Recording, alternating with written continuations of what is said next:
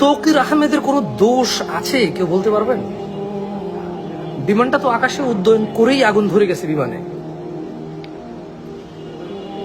একটা বাসের ড্রাইভার যদি 120-30 গতিতে বাস চালায়, সিগারেট টানে, মদ খায়, ডানে তাকায় বামে তাকায়, বান্ধবীর সাথে মোবাইলে কথা বলে, অ্যাক্সিডেন্ট হইলে আমরা বলবো বাসের ড্রাইভারের দোষ।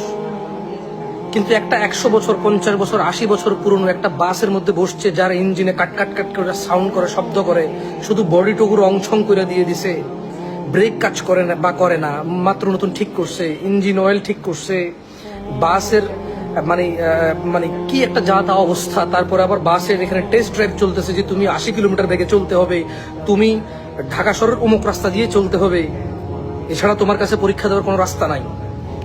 বাস ড্রাইভার যত সতর্কই হোক, যদি ওই বাস চালানোর সময় যদি বাসের ইঞ্জিনে আগুন লেগে যায়, 100 বছর আগের বাস, 50 বছর আগের বাস, যার ইঞ্জিনের ঠিক নাই, যার ক্যাপাসিটরের ঠিক নাই, যার ডায়নামোর ঠিক নাই, তাহলে বাস ড্রাইভারের দোষ কিভাবে দেবো আমরা? রাষ্ট্র ছোট্ট ছোট্ট কোমলমতি অনেকগুলো ভবিষ্যৎ হারিয়েছে তা না, রাষ্ট্র বর্তমানও হারিয়েছে। এ রাষ্ট্র যে ভবিষ্যৎ হারাইছে তা না। বাংলাদেশে কতজন পাইলট আছে? একটা তৌকির আহমেদ হতে তো অনেক সময় লাগে।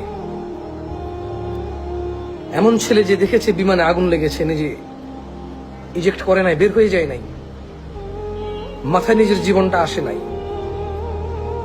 এ ধরনের উদার কতজন মানুষ রাষ্ট্র এই বাংলাদেশে আছে?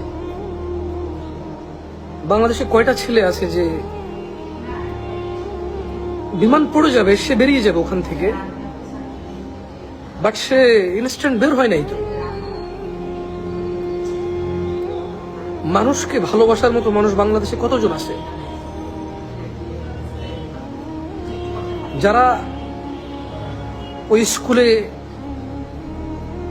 খুবই নির্মম ভাবে আহত এবং নিহত হয়েছে? তারা তো জানতো না কিভাবে বাঁচবে, উপায় নাই। তারা জানতো না যেটা পড়ে যাবে।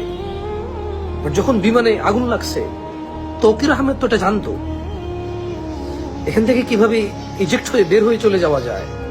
তৌকির আহমেদ নিশ্চয়ই এই ট্রেনিং পেয়েছিল, সে চেষ্টা করেছে যাতে কোনো জনবহুল এলাকায় না পড়ে, হয়তো আল্লাহু আলাম, আল্লাহ ভালো জানে।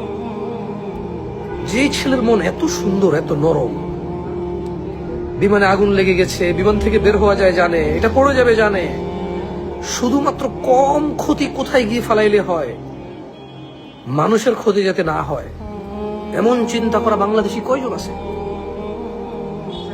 ছোট ছোট বাচ্চাগুলো তো জানতো না how to save there selves. তারা জানতো না যে কিভাবে আমরা বাঁচবো।